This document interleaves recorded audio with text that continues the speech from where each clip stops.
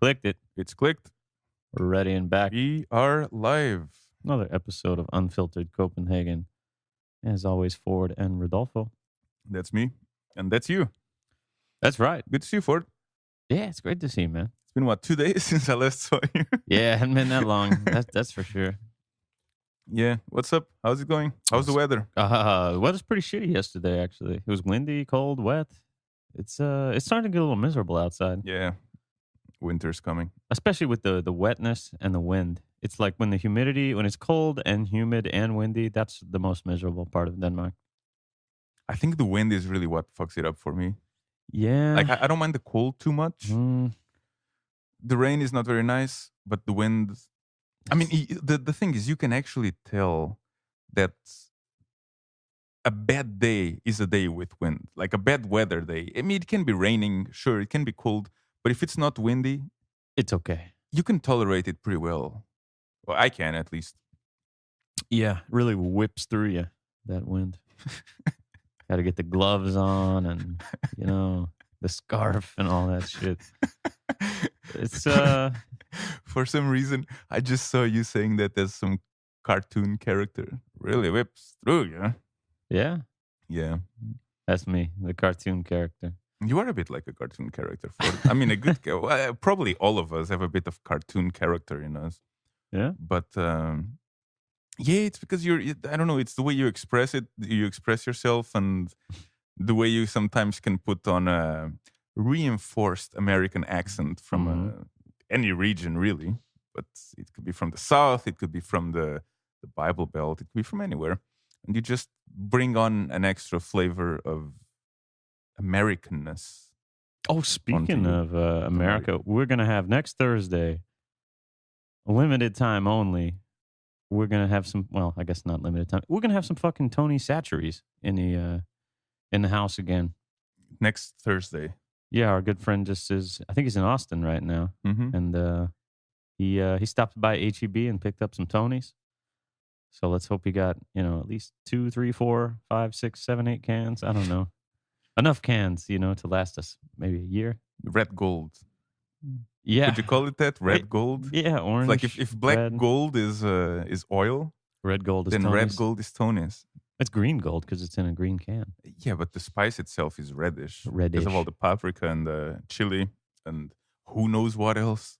Yeah. Fairy's dust. Man, I'm ready for some Tonys. Do you want to explain to people what Tony's is for? Because for those of you who don't know, Tony Satcheries is a classic, the original Creole seasoning. It's really popular everywhere in the south of the U.S. for like any kind of. I mean, I guess it was popular at all the locations that had actual Cajun food, jambalaya, crawfish etouffee, and all that kind of stuff. But you put it on everything. It's fucking good, man. That's what it says on the bottle, on the can. It's really good on anything. Yeah, it's good on like meats, like poultry, beef, whatever. It's good on eggs. It's really good on eggs, but also really anything. Anything where you use salt, fucking good. So you can't get it. Actually, that's not true. I think you can buy it now in a place in Sweden, in Helsingborg. It's 38 crowns a can, and I don't know if that's the smaller, the 200 and something gram can or the 400 joint. But I'm not sure what store it is either. But if we ever run out again, I'm going to try to head on up to Sweden and buy some Tonys. Yeah, I'm sure you will for it. Well, okay. If there is a drought, it's... I'm sure you're going to go running to Sweden. Dude, I'm missing some of those classic American dishes. Some real good Cajun food. Some proper, really fast Chinese food places. Chinese food places here.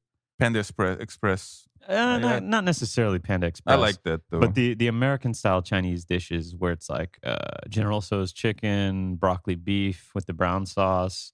But you don't have that sweet here? And sour chicken. You have that here. No, it's not the same. The thing is, Chinese food here is either really bland or really oily.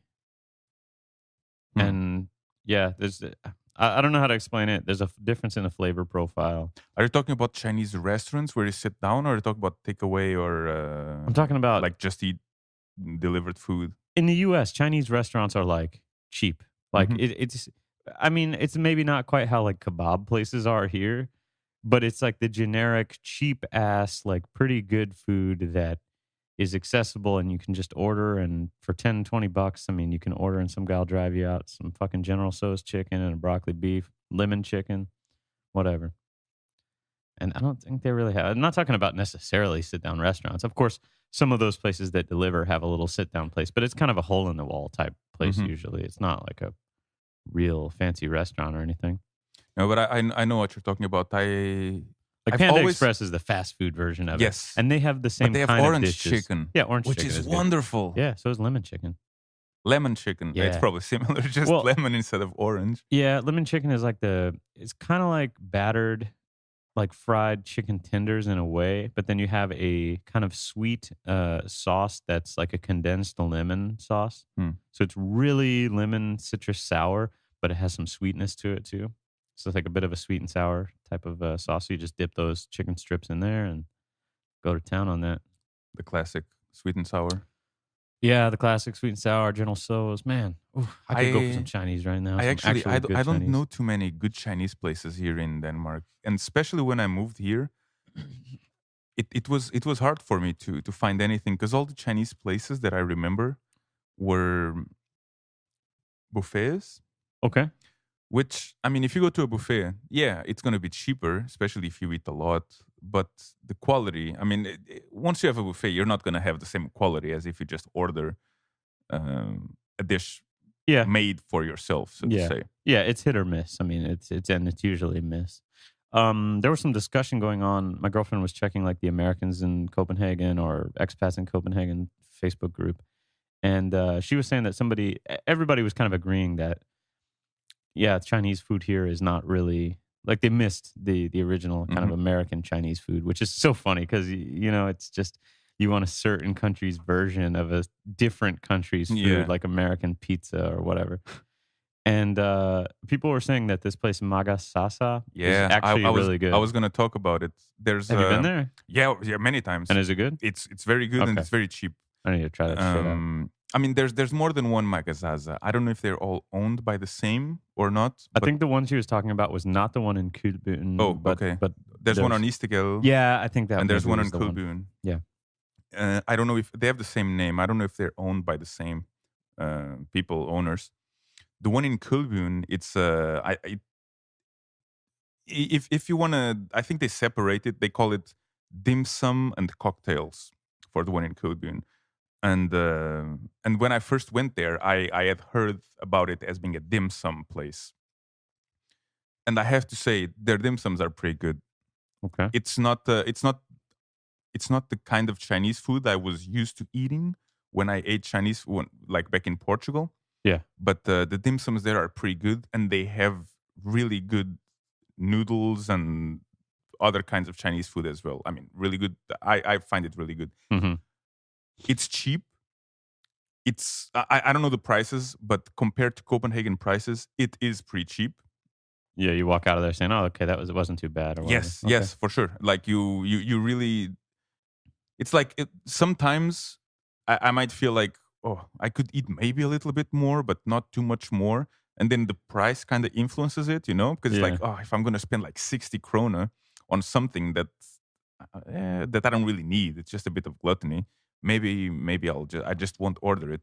One thing I've noticed too is if you go out and eat here and you don't get alcoholic drinks, the damage is going to be reduced considerably. Yeah, because 3 of us ate last night at an Indian place near here, Rasoi, and we paid like 500 crowns, which we had like one appetizer, 3 sides, and then 3 main courses. But we just drank water, you Mhm. know, so 500 crowns. If we had had just like 2 cocktails each, it would have been like 1,000, 1,200, you know, like double, Yeah. triple the price. Yeah. And let's be honest, there are places that have pretty good cocktails, and then there's just places where it's literally they just mix some alcohol with a soft drink and call it a cocktail. I don't know. Well, I haven't had the cocktails on Magazaza. Okay. But, So you limited the they damage. might be good. I don't know. But they're another usually thing, expensive, though, right? I mean, yeah, I mean that's gonna add a little bit Yeah. more or quite a bit more. I don't know to the budget. Another thing about Magazaza in Kulbyn that was a pleasant surprise, I guess. I remember when it had just opened. I think I went there like on the first or second day that it had been open, and everybody, I think everybody in that restaurant when we went there was Asian. So Which you got a feeling that this is authentic. yeah, If yeah, Asian people are eating exactly. here, That's what I this isn't felt. You just know, a I mean, tourist I trap don't or know if they whatever. were Chinese or not, but I felt that yes, okay, if there's this many Asian people eating at the Chinese restaurant, it's probably legit, Yeah, and it was. there's another like Chinese restaurant. I don't know what the name of it is. It's kind of close to what's that pink theater, the weird looking theater that they have that's right over there by. Palace. Yeah, that one right there. Hmm. There's some Chinese restaurant that's on the side there, and I don't know what it's called. We went there. It was pretty decent. But when we were in there, and we were like the only two people in there. We were kind of in there in like a weird time of the day, I Hmm. think. And then suddenly, like a tour bus shows up, and like 300 Chinese stream into the restaurant. Yeah. And yeah, I don't know. I was glad we had already ordered because when a big fucking group like that shows up, your service is gonna just be shit Yeah. if they're not well staffed. And like I said, because of the weird time of the day it was, there was like 2 servers or 1 server or something. So I'm really glad we were basically almost done when all those people showed up. But I don't know. Apparently, it's on the list of places to eat if you're a Chinese tourist. Or maybe it's just Some agreement they have with the bus yeah, driver, yeah, maybe some deal. a little kickback. There is another classic Chinese place in Abel Katrinsgel, which is in Westerlo. Okay, It's I believe it's called Noodle House. And man, she's hungry. she's getting excited. It's called Noodle House, and it's one of those classic places, kind of like Easter Grill, like those places that have been around forever. And it's a very small place. It's probably just owned by whatever couple owns it. This is my guessing. I don't know for sure, Hmm. but it's a really small place. It can fit, I don't know, maybe 20 people in there, maybe less. It's really tiny. But they do take away as well, and I've only been there once, but it felt really legit. Again, I never had Chinese food in China, Yeah. but that felt like one of those places that you're there and you're just like, okay, this is like the menu on the window. Hmm. I think it has spelling mistakes and stuff like that, and then you just know it's probably Yeah. this family who came here in the 70s or 80s, and they opened their own shop, and the menus have been the same menu in the Since. window ever since. Like the sun has faded them Yeah. out, or Probably back when you could still smoke everywhere and Yeah. stuff as well. It's got like stains from tobacco. it's really warm in there because it's really small and there's probably not really good Ventilation. and things like that. But it's a classic. It's a classic place. An instant classic. Yes, Noodle House on Abel Katrinesgel. I'll It's a have to side check street that to out. Eastergel. It's right in front of Men's Yem, Okay. the homeless people. It's actually that street is. I never bought cocaine. I never bought cocaine on the street anywhere. I never bought cocaine. But if you were gonna. But if I was gonna, that's the street where I'd go, because there's always some people sitting around there that you just know that if you go there and you Yeah. make eye contact, you just know that they will have something for you. When I was when my girlfriend and I went to that ramen place on Istigal, Which one? I Ramen. Yes, it's Yeah, on Skullbensgade. okay, and it's not very good, so don't think about going there. if Papa you actually- Ramen, yeah, right? Papa Ramen. Yeah. There was a few problems, but basically we ordered. There was a few people around us that came in at the same time. We all ordered around the same time. It took us literally 1 hour from ordering the food to get the fucking ramen. It's soup, it's not that complicated.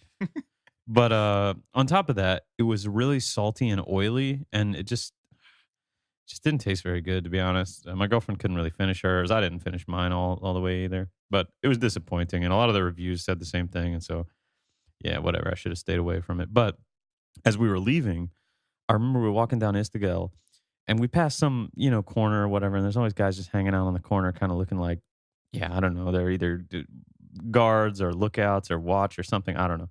But I look to my right, and there's some guy like Slavic squatted down on the thing with a scale, and he's just weighing out some powder or some crystals right there, Yeah. like right on the fucking street, man. You know, and Mhm. I don't walk down Istigal too much, so I was a little taken aback. But maybe that's more normal than I expected. It was a Friday night, but Yeah. I don't see many. I don't see that too often, but it wouldn't surprise me, to be yeah, honest. I've seen people cooking like their own shit on spoons, you know. like heroin and stuff like that. Probably, yeah. Yeah, So it did. I mean, once you see stuff like that, you just become numb to it. yeah, it's not really surprising anymore. A lot Yeah. of the things going on there. Well, the thing is, also, it doesn't really feel, even though that was there, like you don't feel like in danger. No, Or it it's doesn't feel unsafe or anything. Like maybe that it feels like there's some shadiness to the area Mhm. in some extent, but it doesn't feel like that you shouldn't be walking there. No, Basically, it doesn't. And I mean, it might be different if you're a woman because I don't know how it is to be a woman. So I could understand that maybe like if you're a it might, single, attractive woman walking there yeah, just alone at walking there by night. yourself. Yeah, Yeah, it might feel different. But I mean, I'm not a particularly huge guy, you know, that you just look and like people don't look at me and like, oh shit, I'm scared of him, you know? yeah. Um, yeah, and I'm not really.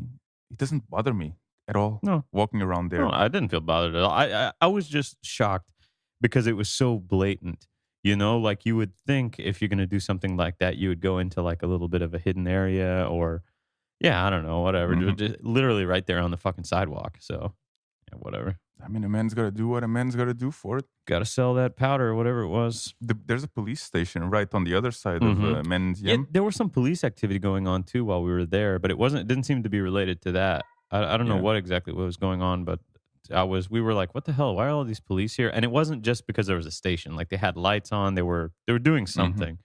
Um There's always something going on there. I mean, anyways. there's never anything too bad going on there, but it's common to just see people. Maybe it's noise, maybe it's just minor disturbances, you know. Yeah. Like I've never seen any big scene there, Yeah. but it's common to see police there, which I understand. I mean, they have the headquarters right behind, Yeah. so they're around there, and it's an area prone to, I don't know, disturbances. Mhm. I would say nothing major Yeah. most of the time. Well, there you go. If you want some shitty ramen, you can go to Papa Ramen. Yeah, if you want some Chinese food, especially some dim sums, I really recommend Magazaza in Magazaza. Kulbyn. I need to try that I out. haven't tried the others, but the one in Kulbyn is good. I should try them both.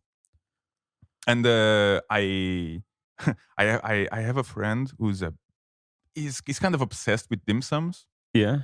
and I took him there, and he loved it so much. I think the next 2 or 3 times we went for dinner together, he chose that place again.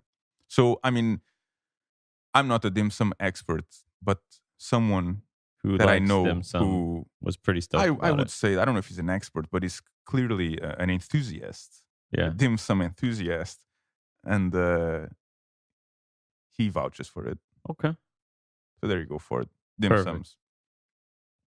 Elections are coming up. Oh, that's a yeah. Talking about dim sums, what's happening with the election?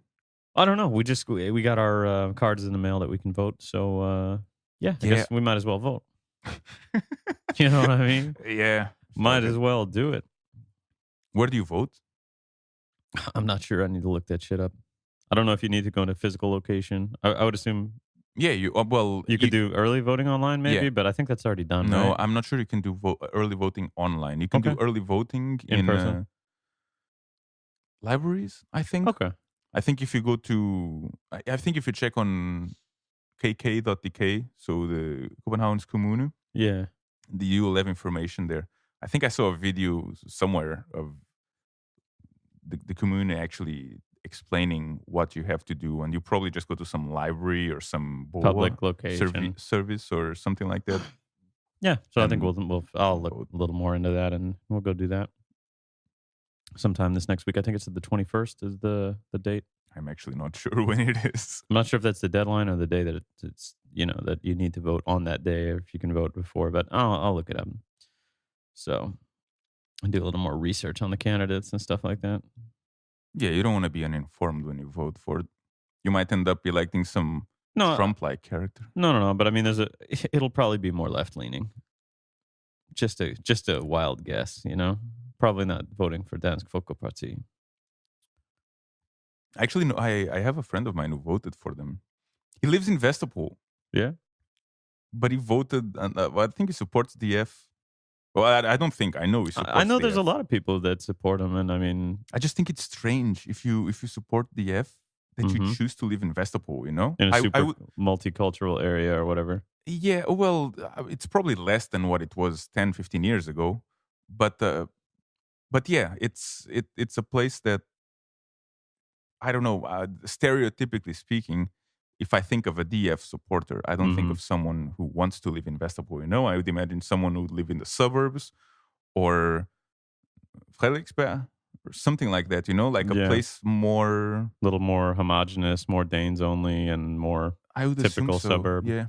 Yeah, that's the one thing for me. I mean, I don't even really know their stance on any other issues because I just can't get over the fact their stance on immigration and stuff like that. So, oh well.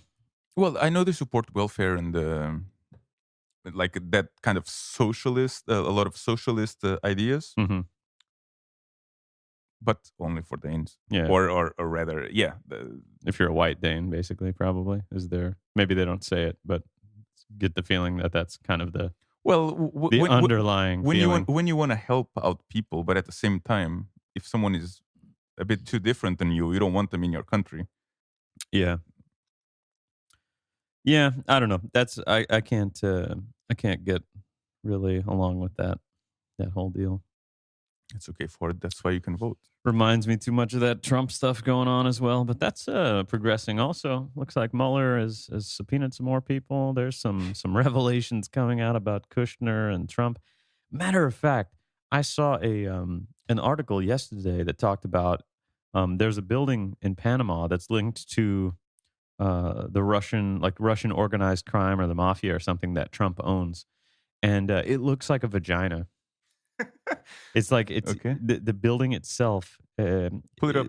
All right, I'll try to find this thing. Um, Let me just search for Trump vagina building. Let's see. Yeah, this is the one right here. So Trump vagina Yeah, you building can just will. Google Trump vagina building, and there you go. So like the lips right there, you know, and if you have the penthouse on the clit or whatever.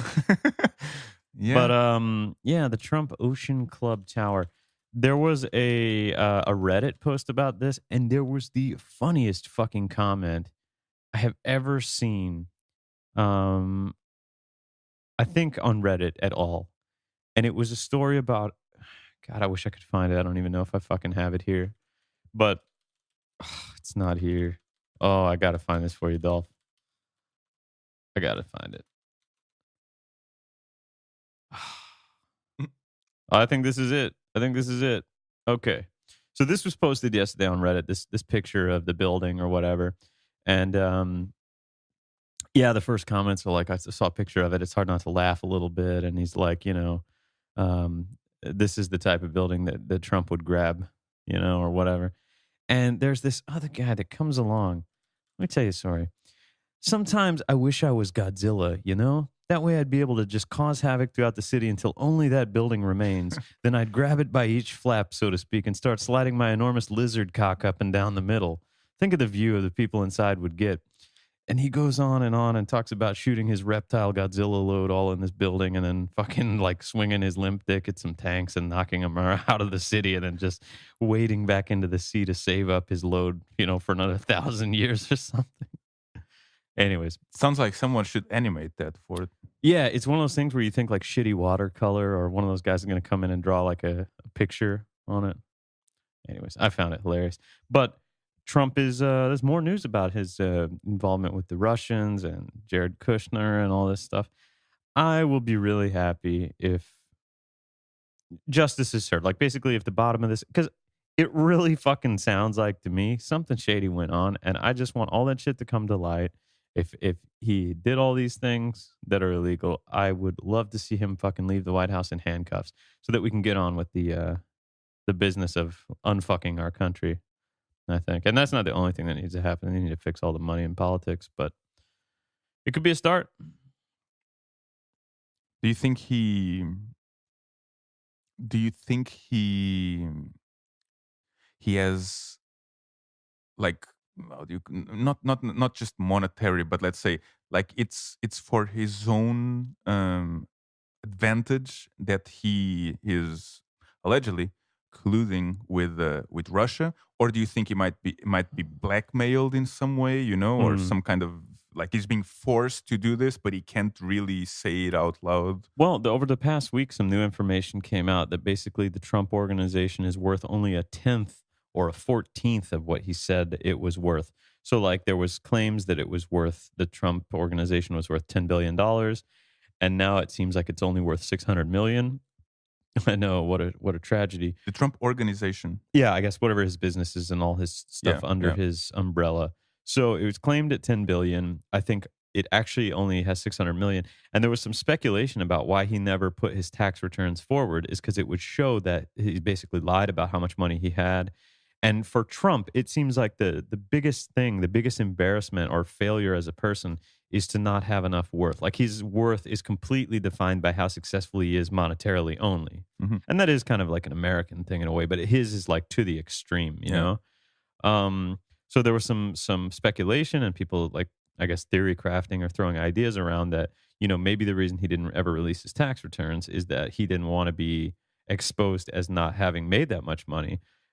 And not only that, most presidents, when they have a lot of assets or money, when they go into office as an ethics thing, they basically put their money into a blind trust where somebody else can manage it. But that means that you have to reveal to a blind trust like how much you're worth and all your assets and everything. Hmm. And maybe they find out that either he's like insolvent or doesn't have as much money as he says he did. And there was a lot of good comments about how that's like such a big deal for Trump. That would be like more embarrassing than the PP tapes, as they're said in the Steele dossier and all that.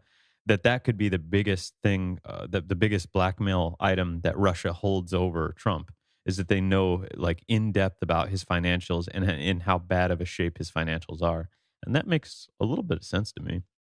But yeah, I don't know. I feel like either they got him hook, line, and sinker, like Russia has him some real serious dirt on him, or he's just really just a corrupt fuck that's profiting off of all those things, you know?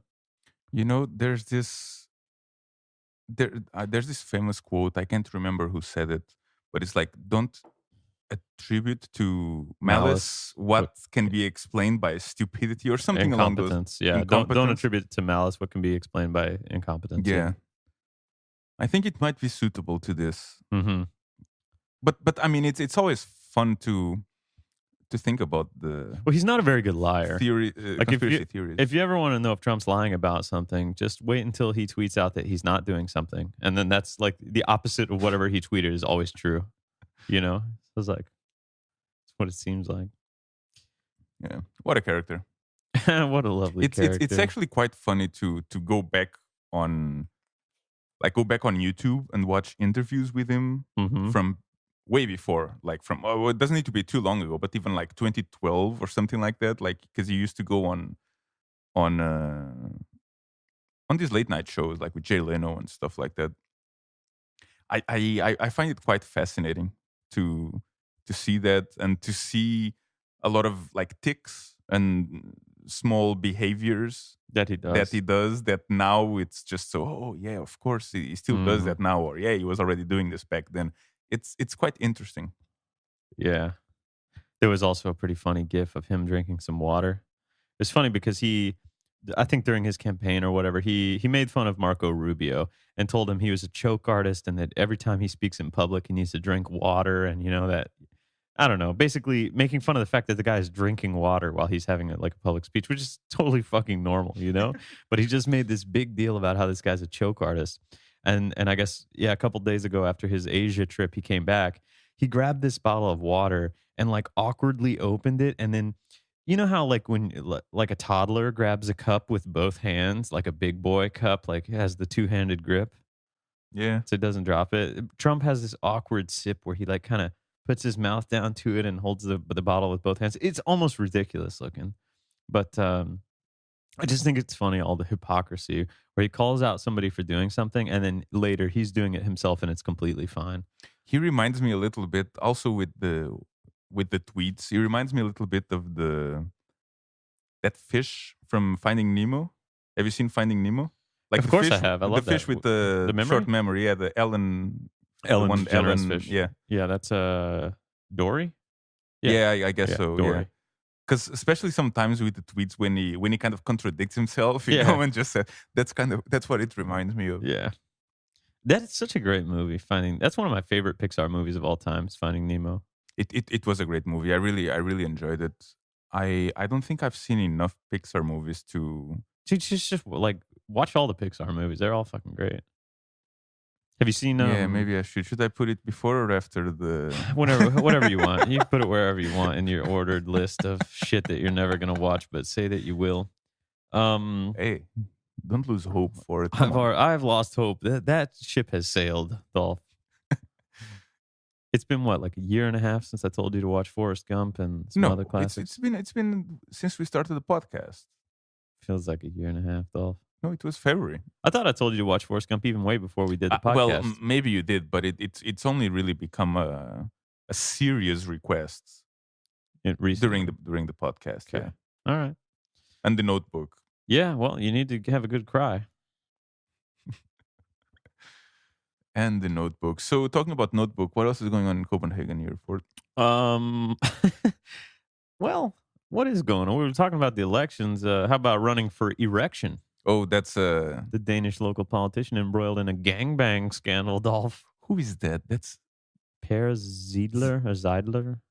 Z? Is that a party called Z, or It says Social Liberal Boldest? I don't know. Zeidler. Yeah, that's a smaller party, I guess. I never heard about that guy. Is it a party though? Because Zeidler is his name, Per Zeidler. So his whole thing is like Zeidler, Zea, Minska is Zentrum instead of Centrum. Yeah, I know, but the way the Z in the poster prominent, it looks like, because each party has its own letter, right? Sure. And it just looks to me that a party. Is the Z or Z party, yeah.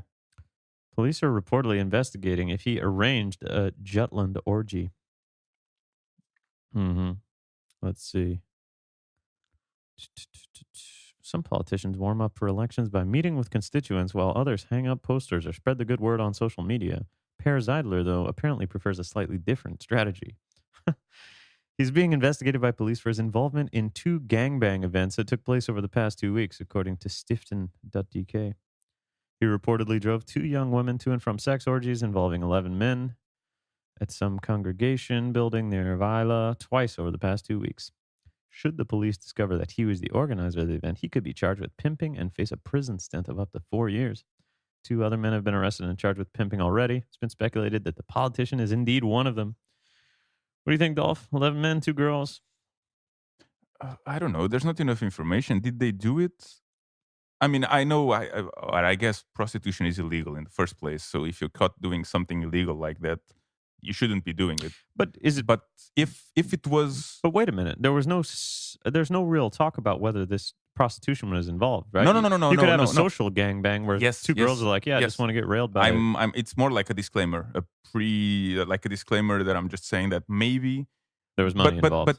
But in either case, if it's consensual, who the fuck cares? Yeah, I don't know. I mean, it's funny. Yeah, I enjoy reading about this because it's fucking gossip about someone who is, and it's a ridiculous situation and all that. That's something you don't normally hear about. Yeah, you gotta feel like it's probably wouldn't. Maybe this would or would not have come to light if he wasn't a politician, and it's probably much more likely that it would come to light since he is a politician and elections are right around the corner. This is like one of those mudslinging things. It feels like, but I don't know. Yeah. I mean, if there was money involved, 2 other guys already been arrested. Maybe there was some prostitution involved. I'm not sure. But okay, let's assume the best. Worst? No, the best out of. That's the difference between you and me, Ford. Well, last episode you were the devil's advocate, and now so I'm gonna play the evil. Well, I was just like, okay, let's assume that these the best 2 women were doing everything consensually and that there was no money exchanged. There's no money, no like abusive or Yeah. like abusive So power type he situation. arranged this because he is into some kinky shit, and he gathered 10 of his friends or 11 of his male friends, and they got these 2 women, Yeah. and they just had a grand old time. Yeah. I mean, Maybe he just wanted to watch. well, yeah, it doesn't matter what it did, but if it's consensual and if it's Who not cares? illegal, Yeah, to be fair, even if there was money exchange, I don't give a shit as long as they're doing it. Practicing safe sex, Dolph. well, that's up to everybody's own. Yeah. You can do whatever the fuck you want as long as it's consensual again. But yeah, I don't see anything wrong with this. But it's interesting how this might actually change. Like a news like this might actually change even me. Like if I think about it, it's like, who the fuck cares? You know, it's just doing. But you think this will change your opinion on him if you were to in that vote or whatever? I don't know. That's the thing. Like I don't know who he is. I was most certainly not going to vote for him if I don't know anything about him. Well, he's not even until in this today. But the city. But my initial reaction.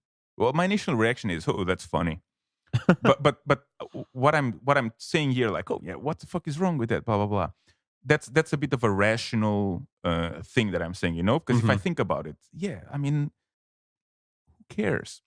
Yeah. But if I was actually wanting to vote for him, let's say if he was the leader of a bigger party that I was planning on voting for, would that make me not vote for them, or would it change my opinion in any way? Because I mean, there's a knee-jerk reaction, and there's a logical reaction.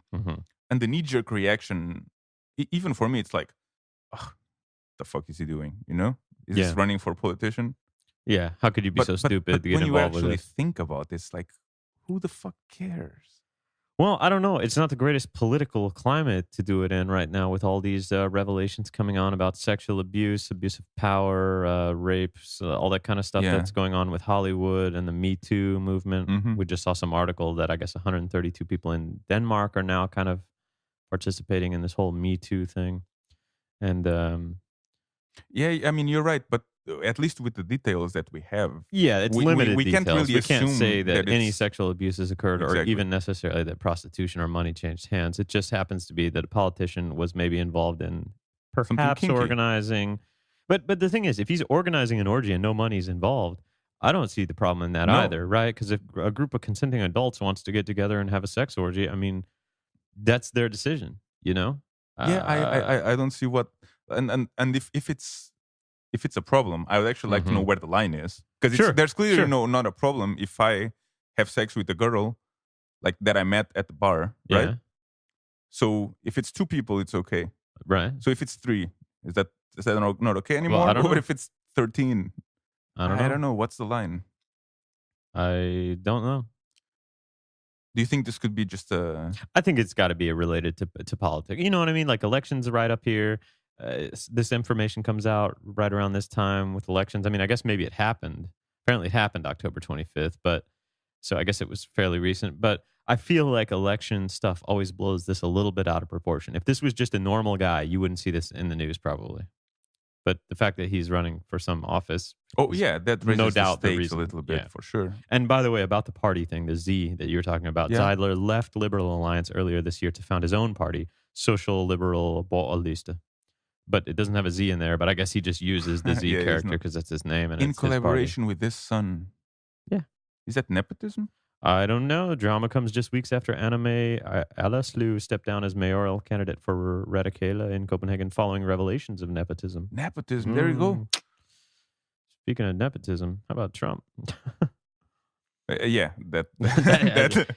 got them all beat in that regard. Yeah, it's a new standard. Well, there you go. Little orgy. I mean... The thing is, I didn't know who the fuck this guy was. And now I do. Yeah. Well, I don't know. I still don't know who he is, but I know of him. Which... it's more than you can say about... Maybe it's good. Maybe it's... Before we had not this good. podcast. I don't know. Yeah. Well, maybe somebody more versed in politics will leave a comment to us on our Facebook or something like that. Yeah, let us know if you know anything about this And speaking of Amen. Facebook, remember if you love the podcast, you should leave a little review, click like, do something. Yeah, you can subscribe to us on Facebook. That would help us quite a lot. And Yeah. liking the posts. Yeah, we try not to be too I don't know, you know, when people just pimp out their stuff and they're like, smash that like button and all that stuff. And I guess we probably should just mention it briefly in passing. So if whatever you guys listen on, if it's SoundCloud or we have the podcast on YouTube. But if you could just click like or share or follow on whatever respective platform you listen on it, or leave a review on iOS on the podcast thing if you do that. Or what's the other one people use now? Overcast? Yeah, Overcast. Do they is have an a app. review thing as well or no? I don't Anyways, if there is one, you know, you could do us a favor if you actually enjoy the podcast. Be cool. know. It'd be great. Or tell a friend. I'd love you forever, Mm-hmm. whoever you are, regardless of gender or race or length of I'd eat a hair. double cheeseburger with you. Wow, that's quite a commitment for it. It is, yeah. I guess it is.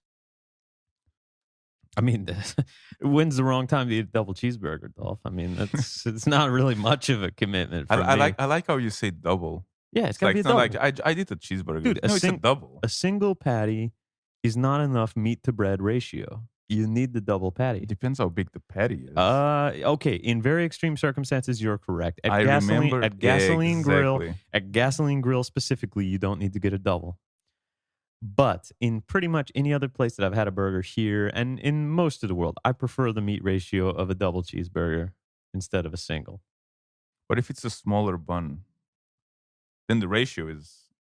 And I will say this, even though that burger at Gasoline Grill was like a 9.5 out of 10, or probably one of the best burgers I've ever had, I feel like if they had if they had made the same amount of meat in 2 patties and cooked it in a similar way, I would have liked it better. With a slice of cheese in between? Yeah, exactly. The cheese in between and maybe some slice of bacon in between or on top, whatever.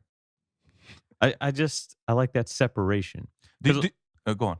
Yeah, no, go ahead. Go ahead. I was just gonna ask you, are you picky about the order of the, like, does the lettuce need to be on top or on the bottom, or? So there's no lettuce on mine. So fair enough. Fuck salad. No lettuce. No, but no like, okay, tomatoes. the sauce, No mustard. No mayo. any kind of sauce don't or put cheese. Dude, I want my burger plain as fuck. Meat, cheese, bread. That's it. That's it. Bacon as well. I mean, that's meat. Okay, no butter, no anything. Okay, if they put a little butter on the bun, like when they crisp it up, you know, that's perfectly fine. But I like to eat ketchup on the burger, but I don't want them to put the ketchup on the burger for me because they don't know what you want. Well, they don't know the ratio. You know, sometimes they put too much, sometimes they put too little. Whatever. I'll just I'll put some ketchup on the plate and I'll just dip the burger as I eat it in ketchup, or I'll put it on there myself. But I'm not really particular about the order that things go in, as long as the cheese is not on the bottom. Oh, okay. So you're not particular about the order, Unless it's except if the order is wrong. Well, yeah, I guess so. Did you see the controversy about the Did you see the controversy about the Google emoji for the burger, the cheeseburger? Yeah, I think that's why they made it their top priority to fix the fact that the cheese was on the bottom on the Google emoji for cheeseburgers. Yeah, I think that's why I actually thought of this right now. You know, I mean, it sounds like a silly thing, but I remember seeing I forgot his name, the CEO of Google right now. Sundar Pichai. Well, no, Yes. that's not the CEO. That's like one of the CTO or something. It's not Sundar Pichai. He's like a head of products or something. It's Larry who? What's the guy's fucking name? No, okay, but it was that guy. Okay, I it was think Sundar Pichai, the guy that does the or product. like the person in charge of products or product development or stuff like that. Yeah. And he actually tweeted that they were gonna Get their top men on that. well, I don't know if but they were gonna work on it, you know. Yeah. And yeah, maybe it's a simple and a simple thing that doesn't really matter, but I like seeing, especially in such a big company, that it's so easy for them to lose touch with their own customers and users. Oh, it was a huge PR move for them, for sure. I mean, they try to, be young and hip and whatever, and you can't be mad at them. I mean, I like the fact Yeah. that he personally Yeah. said, "Oh, okay, yeah, we're Yeah. gonna work on I it." didn't realize this emoji was fucked up. All right, we'll fix that. Yeah, and you know what's crazy is how much emojis if you think like 10, 15, 20 years ago, whatever, like when AOL Instant Messenger and internet chat started to be a thing and people started to use like ASCII smiley faces. And then I remember AOL Instant Messenger kind of introduced some, at least that was my first memory of like actual emojis or whatever. But I mean, that is it's so prevalent in communication now, in texting and on social media and in all kind of forms of communication. People leave all these different. What are you looking for? There's no light over here. No, no, no.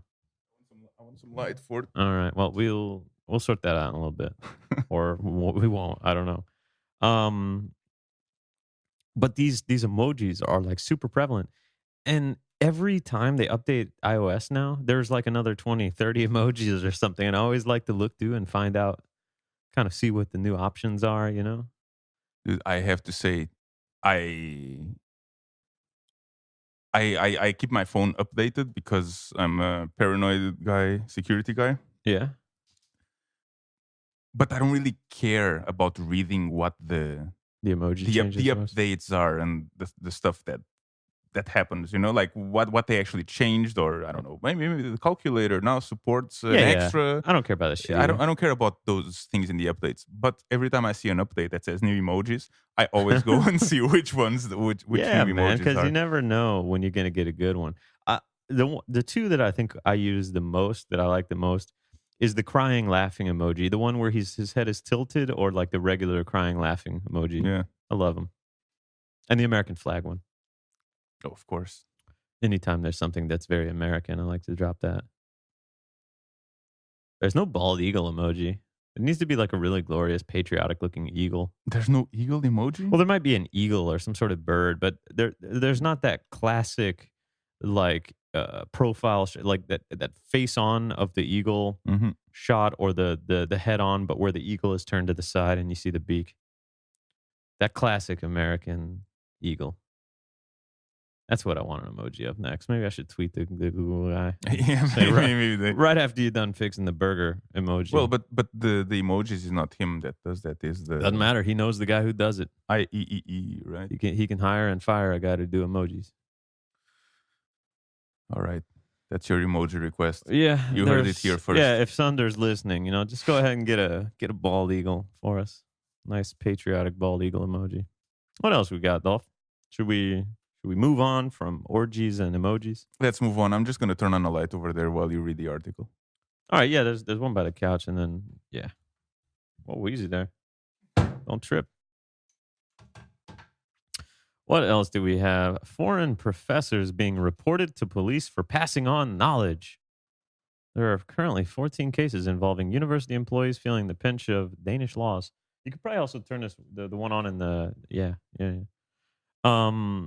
Currently 14 cases involving university employees feeling the pinch of Danish laws. Okay.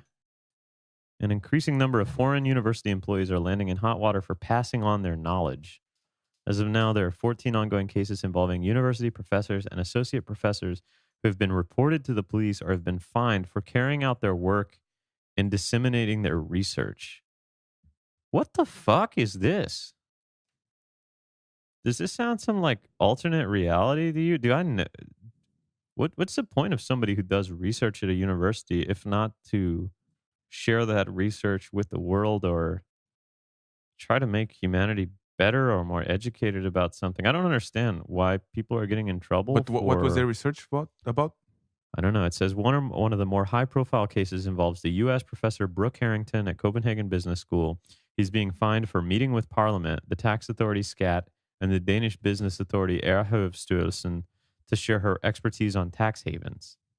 According to Danish law, non-EU citizens are not permitted to pass on their knowledge outside their own university in accordance with their residence permits. What the fuck is this, Denmark? Let me parse that sentence. Mm-hmm. According to Danish law, non-EU citizens are not permitted to pass on their knowledge outside their own university. So, in accordance with their residence permits, yeah. So if you're from EU, you can do research and disseminate it all you want. If you're not an EU citizen, you are not allowed. except that you've been given a permit to come here to do research and all that. But when they say pass on their knowledge, is that a specific kind of knowledge that it's restricted, Just or what? knowledge in general that you probably gained on the job in university, researching, I guess, like research papers. But so if you learn something on the internet, can you No. I don't think it's quite that. Of course, I'm making some speculation, but I do know a little bit about the research business, and boy, it's actually fucked up, man. Like you see all these links about like new study shows whatever. It's like complete bullshit. they want you to click? Yeah, it's God. A lot of these research studies, first off, they're pay to play in a lot of places. Like you have to pay for access to the scientific papers, and in some cases, they're not really properly documented. They don't have all the information. The hypotheses cannot really be reproduced or argued because of that.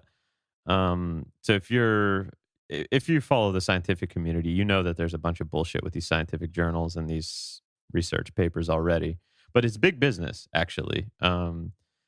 But yeah, I would guess, for instance, let's say somebody was here and they were going to, I don't know, DTU or whatever, and their area of research was in cryptocurrency, and they learned that, you know, a particular type of activity in crypto is increased. You know, they studied something and they made some novel, I don't know, observation, right? That they were in the course of their university appointed research or university approved research, then they could not share that publicly. Like they couldn't publish the research paper and make it available publicly. They couldn't post things that would be in the research paper, I guess, on social media or share them in person with other people. It would probably, my guess, I mean, again, this is speculation, but it would probably have to go through the university's board of research, and they would have to approve who and who can't see it and all that shit. But I mean, come on, this is kind of ridiculous. Like this is like the commoditization and like monopolization or capitalistic version of science. The fuck is this? I still feel that there must be some. I'm probably missing some kind of important piece, a small detail of information, because this doesn't make any sense to me at all. It doesn't make a whole lot of sense to me either. But I can personally, I can see that why this was done, and it's some shady business thing. It's because, dude, there's so much money in the scientific community and research papers and access to all this stuff. Other universities around the world, they have these networks that's kind of like, I don't know if you know about LexisNexis, but it's like a legal documents thing in the US where if you're a lawyer, you pay for access to this LexisNexis thing, and you can pull up all these different legal cases and full printouts of documents. But in the scientific community, there's other like research networks where you have to pay for access to scientific journals and research as well. So Isn't that what that Aaron guy that ended up killing himself, that he was trying to release the papers? Yeah. From JSTOR? Was it from JSTOR or? I don't remember exactly where it was from, but yeah, he wrote some script that basically went in and pulled them all down and then made from them his available. university. Mm-hmm. Yeah. Yep. Exactly. It's stupid. Yeah. I mean, that's just knowledge that basically taxpayers already paid for by by paying for the universities that did the research, and now you don't have access to them. It's stupid. Nope. You need to pay again. Yeah, it's really ridiculous. I don't know. They say we'll get some fairly sad employees out of this, and some who will probably question whether they are overly welcome in Denmark. Anders Bjarklo, the rector at the Technical University of Denmark, said, "Here at DTU, we are familiar with 3 cases. 2 of the cases involve us using foreign colleagues from other universities to act as invigilators at DTU. We have been fined for doing so, and so have those who have helped us." So, and Inga is softening up. What is that? Yeah, Inga is softening up. According to Bjarklu, the issue has become known to all the universities in Denmark, despite the universities viewing the practice of employees helping other universities as a natural part of their tasks, which, again, I mean, that just makes sense to me. But while Immigration Minister Inga Støjberg isn't open to changing the laws, she did indicate they could become less stringent. Quote, "I think it would be in everyone's interest that a professor who has come to Denmark can spread their knowledge by holding lectures, becoming an invigilator, and doing other things related to the job they have." Look at this, Ford. Wow. Inga Støjberg isn't open to changing laws. Surprise, surprise. No. But she thinks it would be in everyone's interest that the professor has come to Denmark and spread their knowledge. I mean, that's a legit. Oh yeah, that's a legit thought. Okay, but I mean, she thinks that, but she isn't open to changing the laws, Hey, though. So baby steps forward, put your baby money steps, put your money where your mouth baby is. steps. If you think it's a good idea, fucking do it. If you're the one in position to do it. It's like saying, let's say we're going through the 60s or 50s and 60s and stuff. It's like a politician saying, yeah, I really think racism is bad, but I'm not opening to changing any of the laws about, segregation and all that stuff. I mean, if you can't have it both ways. If you think it's a fucking good idea, then change the law if you're in a position to do so. If you don't and you're not going to change the law, don't have this pussyfooted talk about how you think it's a good idea, but I'm not really open to changing the laws. There you go. It's fair enough for No. I can take that. That's my opinion. I'm I also don't really like Inga Stuyberg. no In shit. case you fucking didn't notice. I'm still kind of baffled about. I think there's maybe some small details I'm not understanding about this law, because I don't see why this law would be. Well, there's probably some EU laws that protect researchers, so that if you work in a university, that you're able to do that stuff. But those same laws probably don't protect non-EU people, and so because of that, they probably have some overly stringent conditions on the resident permit. I mean, we could do some research and find out more for the next podcast. I don't mind doing it, but this is the kind of thing that's. I mean, it's pretty ridiculous, really. You've been given a residence permit to come over here and work at our university as a researcher or like a PhD or some sort of doctorate position, and you're not allowed to share this research with anybody but your own university, not even other universities in Denmark. What if It's seriously the capitalism, like the commoditization and businessification of fucking science knowledge? Yeah, and science and knowledge shouldn't be like. I mean, this is also the argument against patents and copyrights and trademark and all that bullshit too. Well, That's a totally different story. It has its own can of worms. I'm not saying that it's all bad just because there's something there. But this kind of thing, like for research papers, come on, dude. What if you had a research paper that found out that a certain chemical was involved in, cancer, and that was being used widely in another country or anywhere, and you were not technically allowed to fucking disseminate that information because your university didn't think it was right or because of this law? That's the thing, though. What if one of these people, they just tell one of their colleagues, one of their Danish colleagues, and then their Danish colleagues spread the information on their behalf? Is that a loophole? Or According to Danish law, non-EU citizens are not permitted to pass on their knowledge outside their own university. I mean, this is probably one of those things where it could maybe be. You could try to play a loophole game, but then if it went to court, the judge or the jury would then say, okay, yeah, but it was clear that you passed it on to this guy with the intention of him passing it further, so it's probably on a case-by-case basis. Hey, man. I don't get it. Yeah. I don't get it. If you know why the hell this exists, please give us a call. Yeah. At +45 1709 1228. Is that your number? Maybe. Okay. All right. Try it. Well, try it. Okay. Oh boy, we're gonna get in trouble for this. It's gonna be like the orgy organization hotline. We're gonna have like 3 people calling this number. I don't know. Leave a comment if you know about this shit. Just drop a comment somewhere. Maybe send an email. Maybe you can enlighten us. I'm so curious about this. Yeah, it's fucking weird. And confused. Man. Yeah, it just on its face, it just seems so stupid and wrong. But there you go. I will just leave it there and not. Yeah, I mean, I don't really want to speculate on it much more because no. Let's move on forward. I don't know enough about it. Yeah. What's your favorite? That should stop us from talking about not knowing enough about something. Well, riddle me this. If you riddle me this, yeah. Okay. Instead of doing what you currently do, or maybe if you were, like for instance, you work for a living at a company and you do things, but you're not involved in a research community or scientific community. But let's say things went differently and you went to university, and instead of deciding to go to the real world and make your education useful and do a job, you decided to stay in a doctorate or pursue a PhD and basically become like a researcher, a professor. What topic do you think would be most interesting for you to research?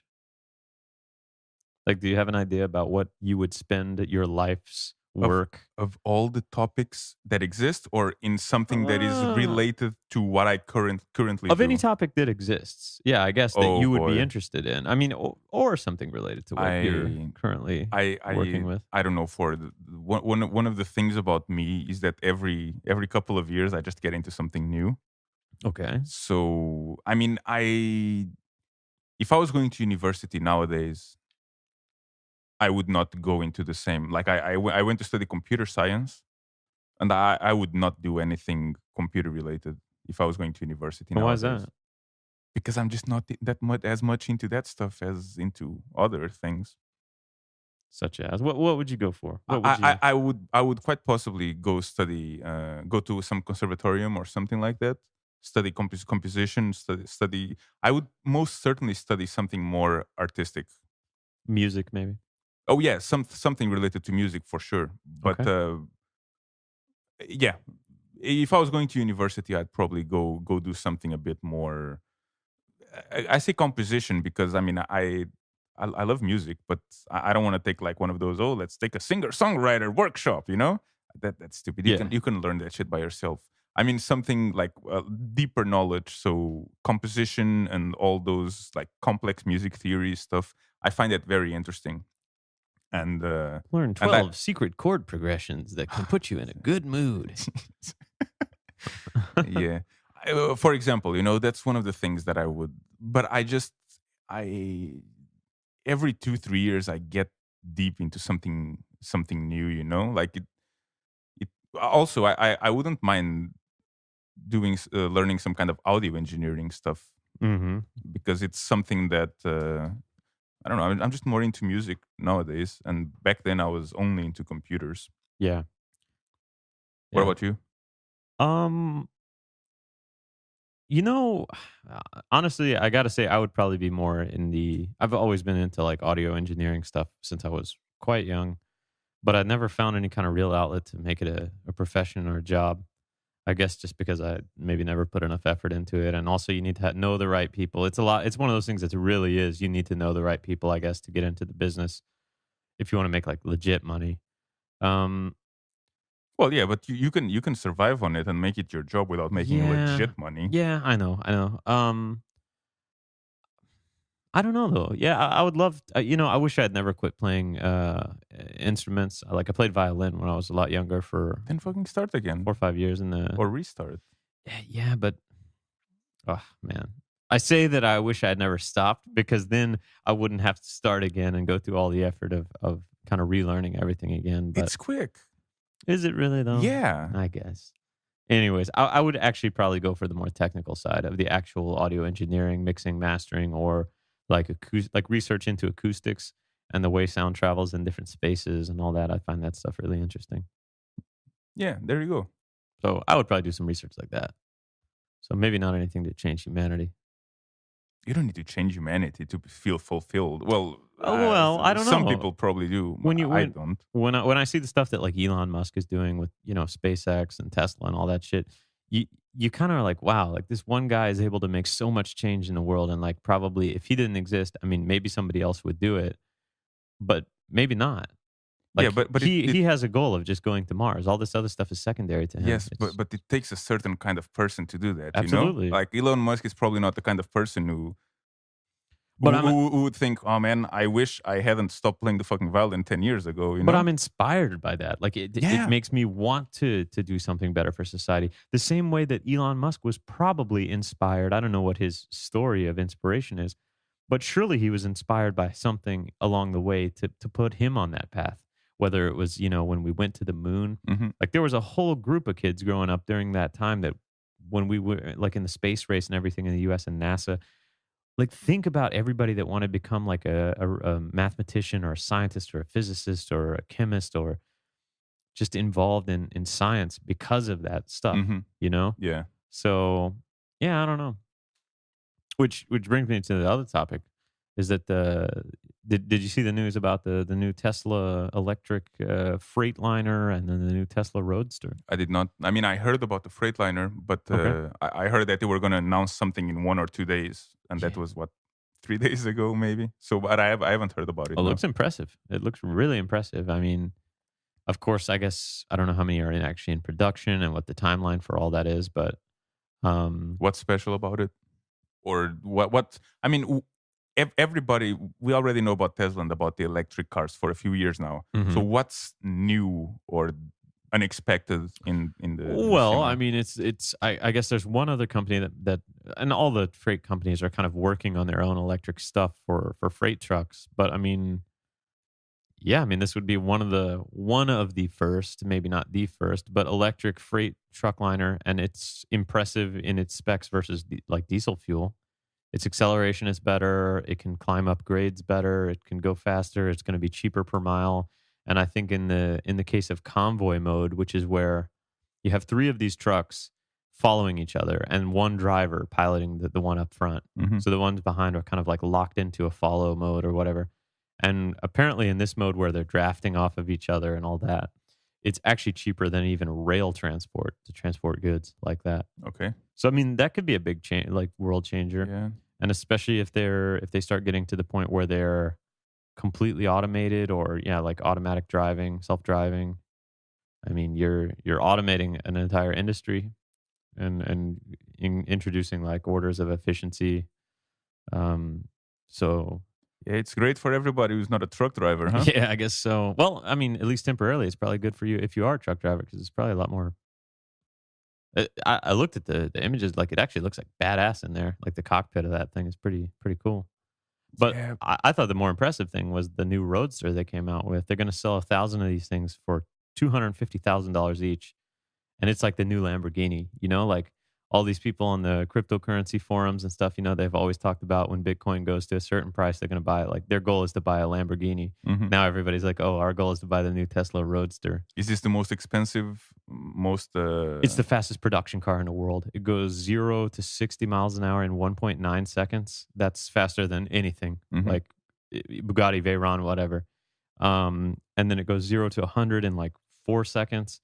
It does the quarter mile in like 8.8. It's like a sub 9-second production car, which is ridiculously fast.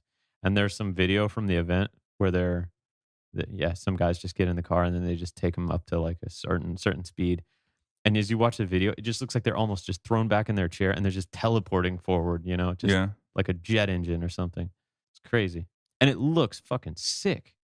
It's a good looking car. Kind Are you of gonna get one for hell no, because I can't afford it. it? But I don't know. I just seeing that stuff, and it has a crazy range. It's 200 kilowatt hours versus 100 on the currently highest model Tesla. And that means the range of it is not only is it like the quickest and fastest electric car ever made and production car ever made, it also has a range of 997 kilometers on one charge. That's Okay, okay. that's That pretty that's significant. pretty significant. Yeah. Yeah. Yeah. So That's. I mean, it's almost 1,000 kilometers. it That's. is. What's the furthest you can go, like with a fuel efficient car? I don't know. With a full gas tank. I don't know. I haven't done the research. I mean, I guess we could Google it, but Because I mean, that sounds pretty. That sounds pretty fucking reasonable. 1,000, and that probably depends on speed and things like that. But because one of the things people in the beginning were saying about Tesla. was the range anxiety Yes, thing. yes, Yeah. exactly. Because there's also not recharging stations Everywhere. everywhere, Yeah. and I don't know. I mean, I remember my old Mitsubishi. I had a Mitsubishi Lancer 4-cylinder 2.4 liter, which was pretty efficient. I think I got like something like 30 miles to the gallon, which is somewhere around, it's above, I don't know. Maybe 25 to 30 miles to the gallon, which in kilometers an hour, you can't ask me to convert right now. But I think that on one tank of gas, I could get 330 miles. And this, the Tesla, the new Roadster, the range there is 620 miles. So, mhm. and I think the tank I had was 13, 14 gallons. So you're talking 70, 80 liters ish, something like that, I think. Does that sound right for a gas tank on a normal size car? Maybe I don't know shit about cars. For Yeah. I know they have four wheels and Anyways, it's a significant range. I mean, 1,000 kilometers is a far fucking way on one charge, on top of being super fast.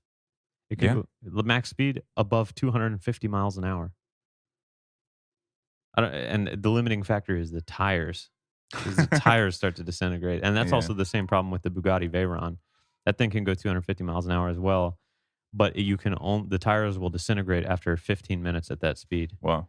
The good thing is the gas tank only lasts for 12 minutes at that speed. So you run out of gas before you have that problem. Why? The thing is, I mean, yeah, it's great to push the limits and all that stuff. But Well, what he me said, personally, I'd rather they make like a cheaper but they are. That's the Tesla Model 3. That's like the $30,000 for normal people electric car. normal people. Yeah. Yeah, he said the reason they released this one is just to kind of drive a final nail in coffin of gasoline cars, to kind of show like the ultimate fuck you. Like, look, you will never perform as good as this, and it's obvious that internal combustion engines and gasoline is not the answer anymore. Yeah. When you can do this level of performance and this level of range and silence and better for the environment and all this stuff with an electric car, why would you choose to build an antiquated? It's like when the car finally came out and mass production came out, and people are still trying to sell horses, or it's a good point. Yeah. So I don't know. I just find it impressive because also he shows a lot of the technical specs about everything and the design decisions. It's not just like pure marketing, although I will admit I think their marketing is good, and maybe it's Sure, in a yeah. way it's kind of part of it. But he's like a technical guy, and when you look at all the videos like Making Humans a Multiplanetary Species, where he talks about these rockets that they're planning to send to Mars and that they're also going to use for quick transport from like Hong Kong to California in like 30 minutes. And Hmm.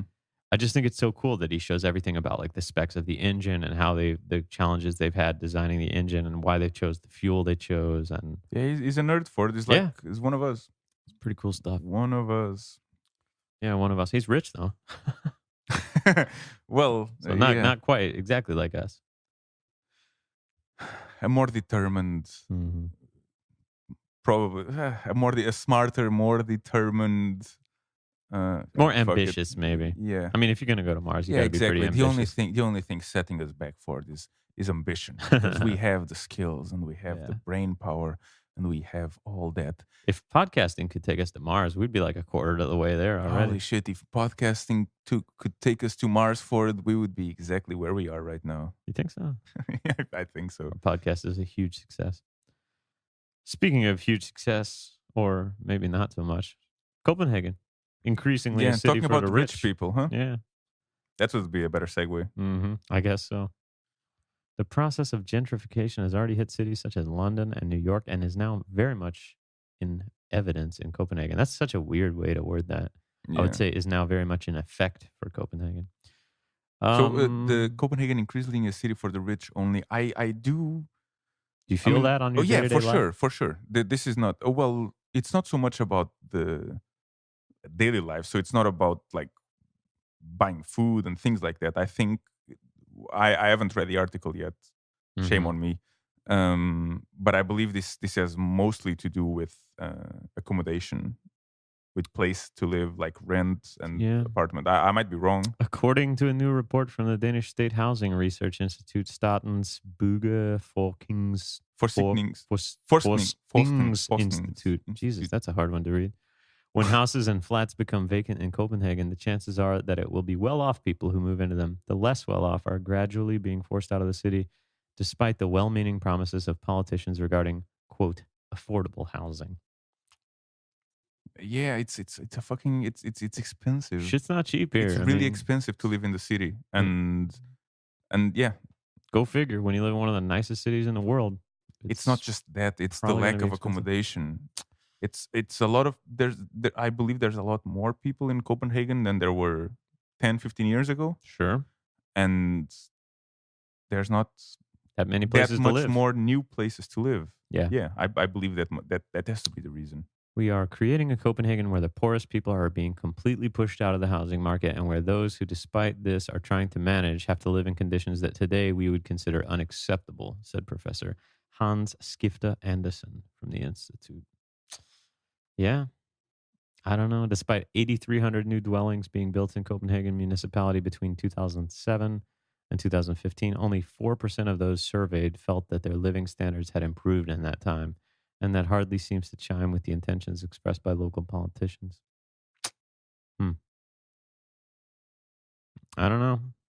It's it's tricky. I mean, we've talked about it before with the whole Amafel incident and Mm-hmm. the island that they were going to build next to Norhaun or in Yeah. Norhaun or stuff like that.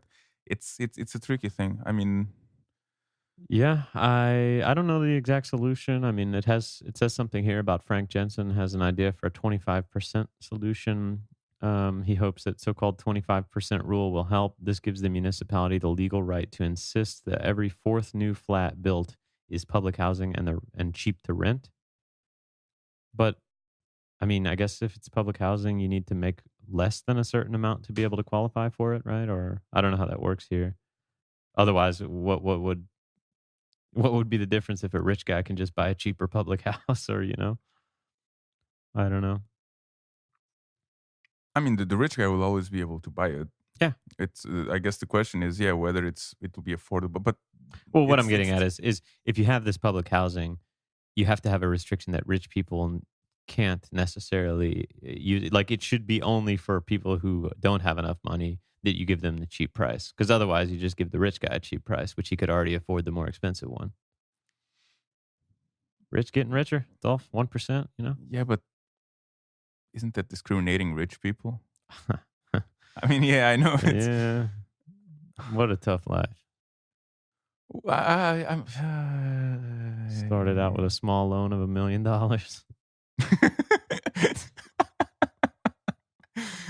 I get that reference. Mm-hmm. No, this is actually urban planning and urban development is actually I find the subject quite interesting. Maybe you go to university for researching since that. we were talking about stuff like that, Yeah. I yeah, who knows? The thing is, I find it really interesting, and I wouldn't mind studying it. But I'm sure that in 3-4 years, I'd just be like, fuck this. I Well, want to do we something also else. we also had a listener that had emailed in and she was studying like Yeah, public urban. spaces and urban planning and Yeah. stuff like that too. So could be interesting to eventually, yeah, maybe have somebody who's like a subject matter expert in this stuff and talk because it is every time I find that we talk about these things about yeah, the city itself and how it's designed and things we like about it and don't like about it. I mean, somebody in government somewhere makes these decisions that end up affecting little things that you don't really think about, but that affect your life pretty significantly, like Hmm. the placement of benches. Or I was actually thinking the other day that the station near where I live at Uastal, the positioning of the screens is terrible. Like when you walk up to the station, there's only like the screen for the metro, like when the next trains are going to be here, Hmm. are facing in such a way that really you can only look at it once you go upstairs, or if you're downstairs and you've basically come off of the train, right? So why would you need to know when the metro is coming if you just got off of the metro? Like it's not faced the other way where people approaching the station can see that time information.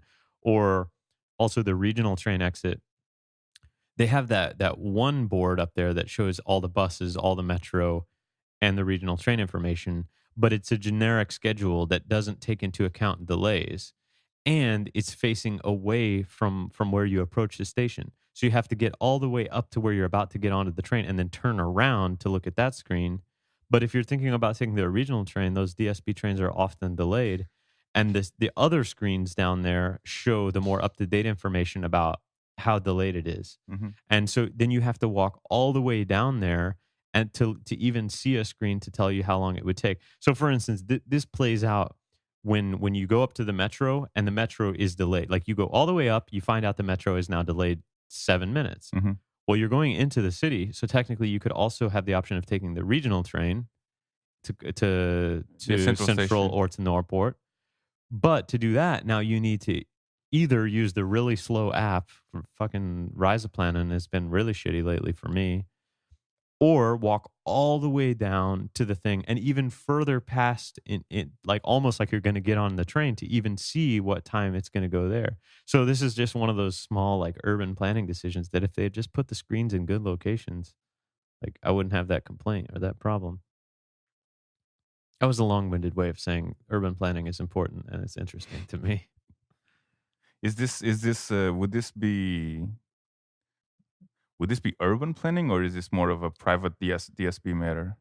I Because don't know. urban, at least I associate urban planning with the But commune. okay, but urban planning does spring up around how the transportation network is defined, right? Because like you wouldn't build a mall and all these residential buildings around the station if there was no station. Mm-hmm. Like, you know what I mean? You'd Yeah, consider, okay, maybe we won't even build any of this stuff here because there's no public transport. it's fair enough for it. Yeah, I don't know. I think you should email DSB with the link to this podcast. Because it's not just DSB, it's also Metro. That whole station, I mean, DSB leaves from there and the Metro Movia. leaves Yeah, from there. we emailed them all. Movia and DSB. Yeah, with the link to this podcast with the exact timestamp where we talk about it. Yeah, that'll go well. that extra chasing that extra listen for it. Yeah, that promotion. I don't know what to do about this. This increasingly a city for the rich. I mean, optimally, I guess in my mind, the market will balance itself. No. I've stopped believing in the invisible hand and all that shit a while ago. Especially when it comes to social matters. In optimally, I guess it would. I don't even know how to phrase this, but like if the city expands outwards, but it doesn't expand only with residents. So, for example, there's a lot of like the further out from the city center you go, the more places become residential, right? Like suburban, less shops, less cafes, less everything. Yeah, exactly. Less street life, so to say. Mm-hmm. And that's what makes a place like that unappealing to live in. Because if you had Vestapol or Nordpol, which are two, I mean, at least for young people, they're hip and friendly places and lively. Yeah. And people want to live there because there's shit happening. There's cafes, there's bars, there's all this. Mm-hmm. If we could bring that feel,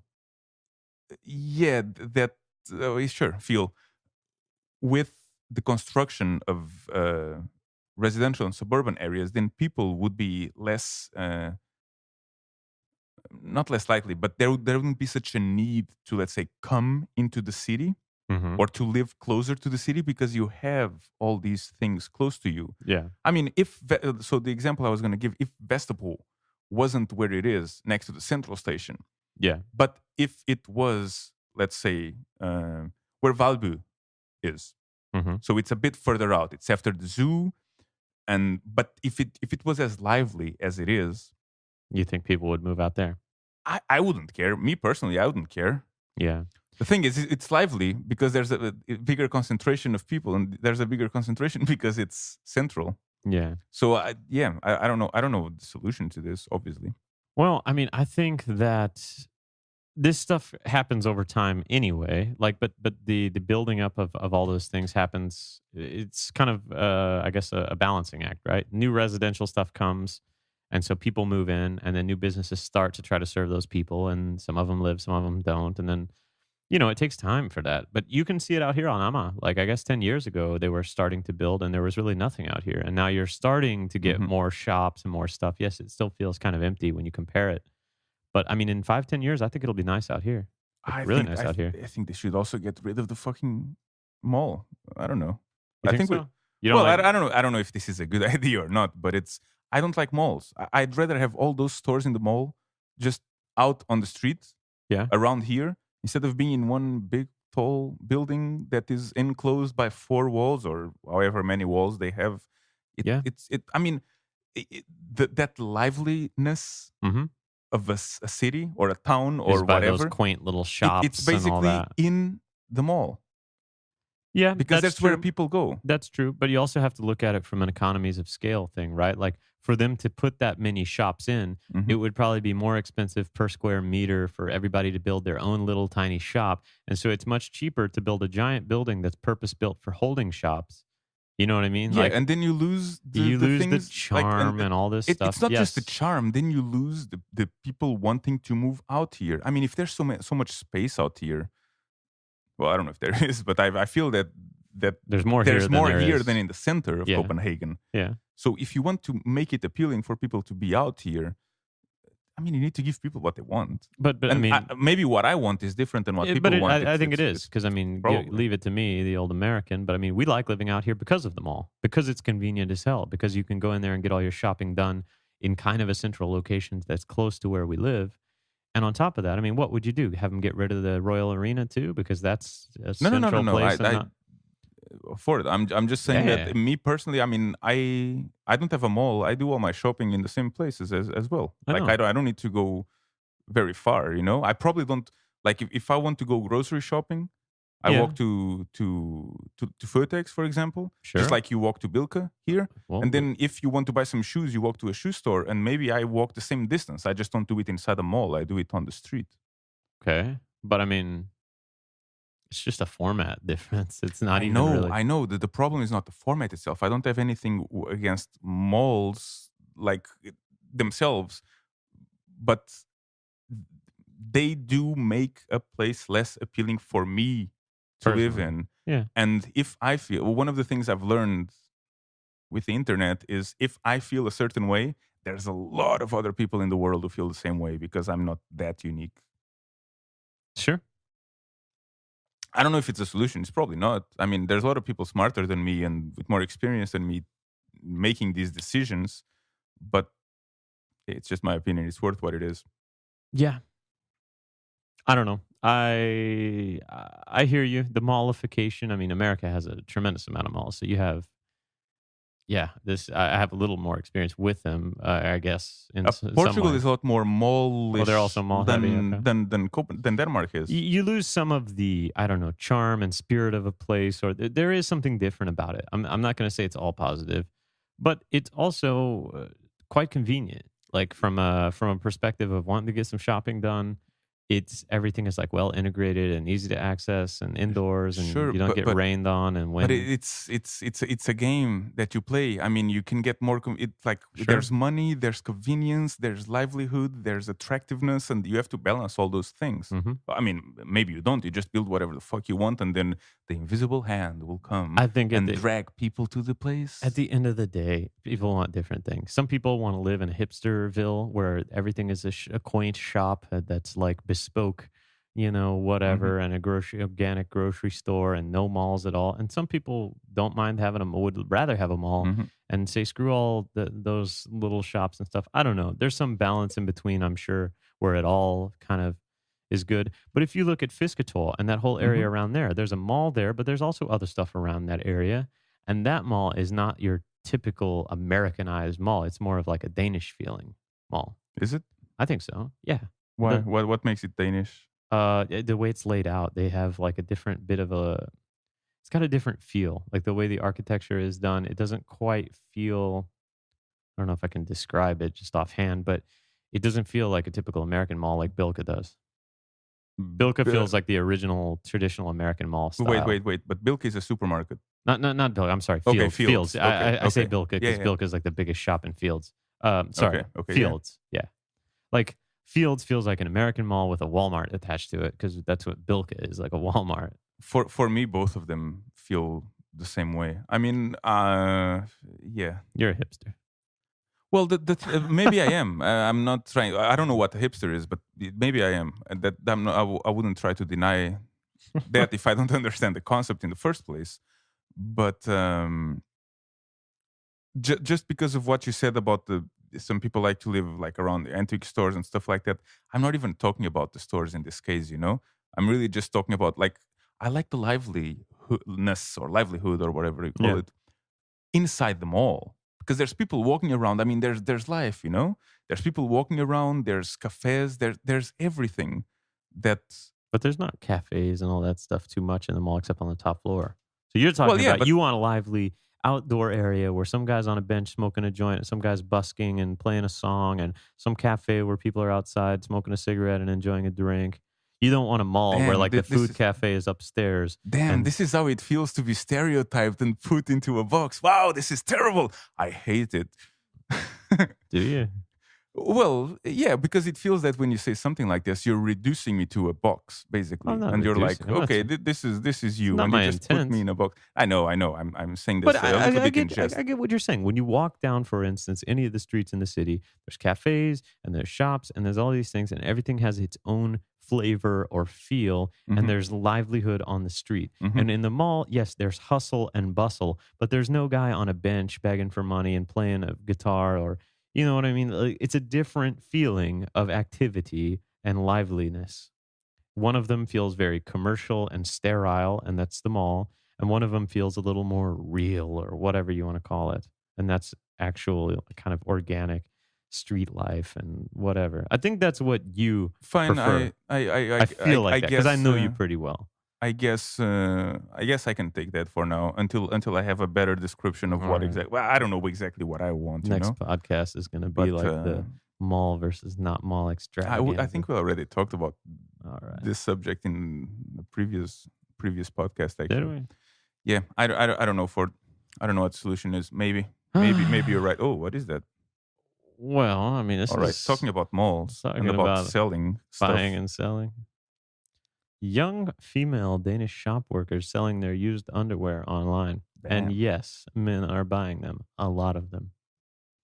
Oh, yeah. It's only for female workers. I guess nobody wants to buy my underwear. Your sweaty underwear.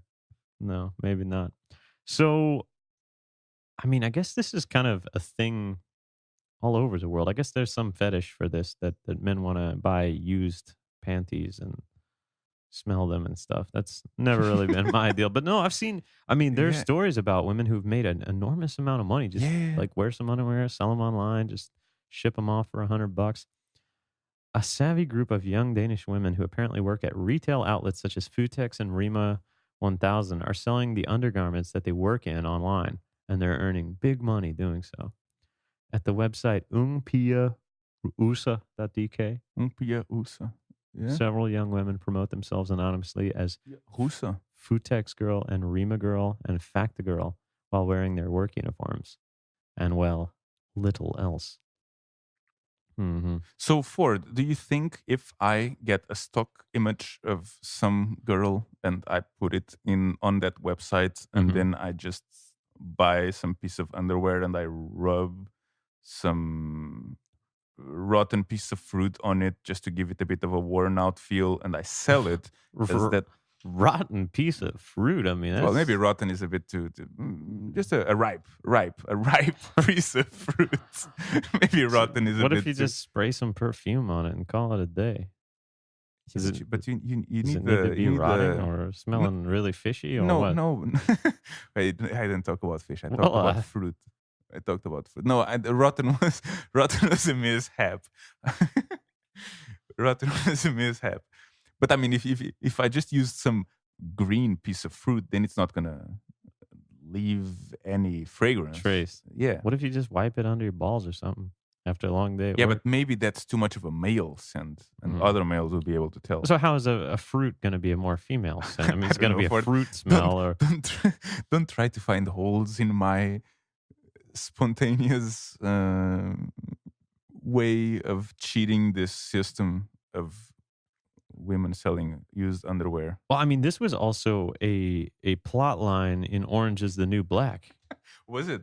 Yeah, because they're in a female prison, Mm-hmm. and the main character, she basically starts a cartel. Spoiler alert, spoiler oh alert, yeah, huh? spoiler alert. Orange is the New Black. Come on, this isn't the biggest deal of it. She starts a cartel basically to get all the women in the jail to start wearing underwear, and they sell it online. They sell these used underwear online, and they make a bunch of money doing it. So what if you, instead of rubbing rotting fruit on it, you just kind of conscripted a group of 20, 30 girls to say, okay, look, you guys wear these and then give them to me when you're done and I'll give you a cut. You know, you're like the organizer. You know, that would be more accurate. I think you're focusing too much on the small detail of how to make the underwear seem So used. what you're saying is you would put a stock image on there, buy some female underwear, rub them with something to make them smell like something, Yeah, and then sell sell them on your own. Like no, okay. My Who's question going is to call you out on it? who these people buying stuff from this website. They don't know who it is. How do they know? They that- don't. Yeah, exactly. Maybe they smell it and they say, that's the scent of Rima girl. How do you think the scent of a Rima girl is going to be different from the scent of a Footex girl? I don't fucking know, but if they've already bought all pairs, they can kind of compare and contrast. So do you think if the same That's an imposter. if the same girl works at Rima and she sells something there as Rima girl, and then she finds a job at Footex because she moved and Footex is more convenient for her, and then she sells something as Footex girl, do you think people will be able to tell that it's the same girl? I don't know, Dolph. We don't even know all the features on this website. I mean, maybe you can pay in Bitcoin. Maybe they have reviews and verified. Yeah, but that doesn't answer Like, my know how question. Twitter has the check mark next to it? Maybe it's like verified Rima girl. Ah, I see. You know what I mean? So there's someone. Should we go to the site and verifying- check it out? I mean, sure, and go on for it. let's see here. Let's just see what we can. Not Is that- that a This purple site link? can't- You'd been there before. No, it's not purple. It says the site can't even be reached. It doesn't even load. There's not even DNS for this. Try googling for the name. Oh, this is terrible, Dolph. Oh God. Purple link, like I've been there before. No, it's not. Come on. Maybe the site doesn't even. I think exist. maybe it's been taken down. Ah, I don't know. I mean, all these other ones have this exact URL, but the URL doesn't load. Like, you know what I mean? yeah. Okay, well, we'll never know. Oh man, do you think this is fake news? You know what? You think we've been tricked If for it? anything is fake news, this could be it. I don't know. I have to say, I wasn't planning on using the site, but I am a bit disappointed that we can't reach it. Mm-hmm. Yeah, I would never do this. There goes my It doesn't dreams hold of any. Footex girl. For me, this doesn't hold any like allure or desire. I guess. Yeah, I don't know. I mean, I guess I could see if the people would be into this if that's their thing, but for me, it's not really a deal. But kind of feels like you spend a lot of money. Like these guys, apparently, according to the article, they spend like 600, 700 crowns for a pair. I mean, it's kind of expensive, isn't it? Well, if you think about it, just as a pair of underwear, it is. But I mean, yeah, they deem it worthy. I guess I don't know. I'm not the kind of person who would buy this either. You So mean I don't know how to justify to you that what they're doing is. It's like, yeah, I can't justify. But there was some math on here. How much they say they earn? Look, extreme customer service. One ad goes a step further, perhaps even beyond the pale. Would you like my used underwear? I can even masturbate in them. Co-op information or information manager isn't Jens Yule is not exactly pleased with his employees' entrepreneurial spirit. It's an inappropriate link between work and their private lives, he told Extra Ball. He stressed, however, that as long as the women remained anonymous, the company would take no action to stop the enterprise. Okay, let's go there again. Why? Why? Why? Wait, who here's a link. cares? Here's a link right here. No, that's okay. It can't be Doesn't work. reached. No, Who cares? Like, why do they care? because it says Rima and Facta and Yeah, but why do Co-op they or whatever. care? well, apparently, I guess they don't. Well, Why is he against the entrepreneurial spirit? I just don't, I don't get know. it. I just don't get it. Is it because you don't want you're afraid your clients are gonna, like, some old lady who shops at Footex, she's gonna think stop that it's a legit because business. maybe the woman who passed on her groceries on the belt, maybe her hand was between her legs like 5 minutes earlier and she didn't wash them. Why? I don't get it. It's a niche market, Dolph. Casper Reelse, the communications consultant at Dansk Supermarket, said that the selling used underwear was something that the company itself would probably not get involved in.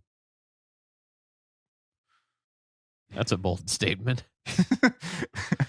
The website specializes in only selling underwear worn by young women. Mia, the 27-year-old student behind the site, said that the supermarket division is new, but it's rapidly turned into the biggest seller.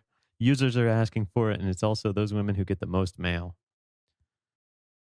Mia said that although they make sure that Rima Girl, for example, is really who she says she is, she cannot guarantee that she's actually worn the thongs she may be advertising. In theory, it might be someone else. No shit. Money in panties. The site charges 100 crowns a month for the women to advertise their previously owned unquestionables or unmentionables. And the women, who must be between 18 and 30 years old, charge their customers between 2 and 600 crowns a pair. According to Mia, each girl receives between 100 and 150 requests a month, Wow. meaning they can earn as much as 90,000 crowns a month. Wow. Dude, Wow. maybe you do need to buy some and just rub them under your balls or whatever and sell them on there. 90,000 crowns a month, Dolph. Just get a stock 90. image. I said 90, yeah. Okay, or 90. Get a stock image and, go to town. Dude, I could use 90,000 crowns a month. You know what to do for it. Oh, no, we can't reach the website. Well, I wonder what happened with that.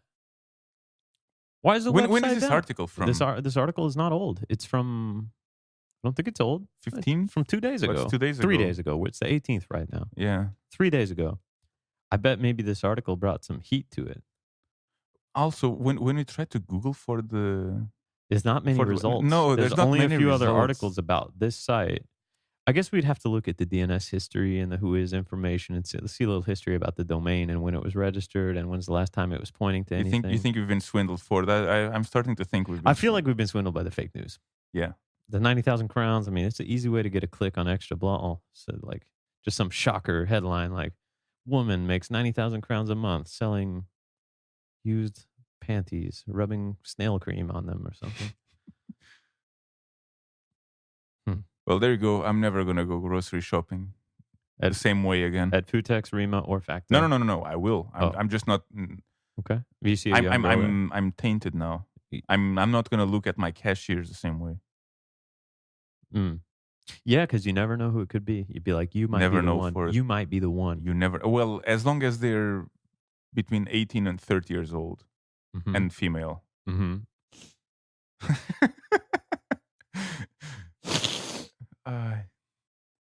That's my cue. Mm-hmm. I think we're done for today. Yeah, I think so too. The site can't be reached. Site can't be reached. I don't know. I was going to look at Reddit and see. Just a quick scope out of Reddit. What do we got here, Dolph? I don't know. You tell me. Tell me. Visiting for the first time. Anybody want to show me around? Yeah. You want to show them around? Fall is here and I'm craving some $5 Walmart pumpkin pie. Is there anywhere I can buy? That's actually a reasonable question. I want to know where to buy pumpkin pie in Copenhagen. Yeah. Well, besides the pie place. Yeah. Well, I can tell you. First off, I've read this thread and I've read some answers to it. And I got my own commentary about it as well. So yeah, I mean, the natural answer is, if you're not aware, there's a pie shop called American Pie Shop in the city. And it's pretty expensive. 45 crowns a slice or something, 300 and something crowns per pie. And I will say I've had pies there that are really good, and I've had a few there that I wasn't wild about. So buyer beware. But I think they were pretty good. Like some of the ones I've had, the bourbon pecan was amazing. Oh, I love that. Yeah, the bourbon pecan is good. Man. That is so good. But I mean, what somebody says here is that you should just buy the stuff and make your own. So in the American Isle, for instance, at Bilka and a few other places, you can get this Libby's pumpkin. You can buy like the pureed pumpkin stuff that's like the primary ingredient in pumpkin pie. You can also get the condensed milk and get a pie crust and make your own. So that's what I would recommend. And that's what somebody else here recommends. You would recommend making your own? Yeah. It's a good recommendation. It's not really what they're... Well, I think there's a few other recommendations. Some of these I have not been at. Somebody said, at 330 crowns per pie from American Pie Company, I don't really understand how opinions could be split. I've eaten at a multitude of restaurants, cafes, and diners through Copenhagen. Loads of places have way lower prices for at least the same quality of taste, and that's without mentioning the pie company. Their awfully slow service. Do try it, but don't think that this is the only option. While other places may not serve 8 different pies, there are a lot of places serving 1, 2, or 3 different ones. Greasy Spoon, Living Room, Log Lady, and Union Kitchen all serve pies that are just as good and or way cheaper. What's hilarious is that Greasy Spoon actually serves American Pie Company pies, specifically. Okay. Because when you go in there... So it's probably even more expensive than if you go to... Yeah, I find that kind of funny that they say Greasy Spoon serves pies. And literally, we work pretty close to Greasy Spoon, and we go there fairly often. And about a year and a half, 2 years ago, they started offering pies for desserts, and the pies for desserts came specifically from American Pie. It actually publicly shows that in the restaurant. So I don't know. Living Room, Log Lady, Union Kitchen. Have you been to any of these places? No, Log Lady and Union Kitchen. I don't know that. Is that one or two places? Is that Log Lady and Union Kitchen as two separate places, or is it the same one? Well, I can tell. I think this person is Danish because they don't use the comma correctly. But I feel like Log Lady and Union Kitchen are two different places. Okay. At first, I felt it was one place. Because if you look at this, Greasy Spoon, that's one item. Mhm. Living Room, Mhm. that's two items. Log Lady, that's a third item. Union Kitchen, that's a fourth item. If you have any list that's three or more items, you need to separate them by commas in English. And then for the very last one, you need to have the comma before the and, I'm pretty sure. Is that the little Hitler mustache growing on you as you become such a No. grammar Nazi for it? No, I'm not a grammar Nazi. I'm just saying, I noticed because I'm in Danish and the way you use commas in Danish is way different. Mhm. And I noticed that one problem a lot of Europeans in general that English is a secondary language for, they have problem with punctuation. And rightfully so. Shit, it's complicated even for native speakers. Like I may be wrong about this. I don't think I am, but I mean, I know there's been times I've used semicolons improperly or used a comma improperly as well, and it's my native language. So it only makes sense that as a secondary. It's one of the harder things because it's not really necessary to be understood. And so it's really only if you're like an English major or a university type person that you're going to really study the use of punctuation. But I have problems with the Danish punctuation. I find myself wanting to use commas when I shouldn't because I think about it in like the English way that I would put a comma, or okay, I think that there's a pause in the speech here, so I'm going to put a comma. Yeah, the Danish commas are a bit. They're peculiar. Danish grammar is peculiar about their commas. Well, anytime you have the word at, pretty much you need a comma before it. That is so strange, isn't it? Yeah, it's very strange. Yeah, I don't know. All right, I'm from. As long as people understand what the fuck I'm trying to get across, I don't care if if I punctuation's correct. if I put a pause in the wrong place or not. Yeah. Well, what I was saying is that this confused you because you thought that Log Lady and Union Kitchen could be the same thing. And that's because there wasn't, or one of the reasons is because there wasn't a separate comma there. I understand for it, but we've been talking about it for 4 minutes now, and it would have taken us 4 seconds to figure out if that's what I mean with, it's not really, I don't really care that much. Log Lady Cafe, Copenhagen. There you go. It's its own thing. Where is it? It's on Studiestroll. That's, oh, that's 27. Yeah, that's the Log Lady Cafe. Log Lady. Should we try it sometime? Maybe we should get some pie there. Yeah. Yeah. All right. And what about the other one? Union Kitchen. Union Kitchen.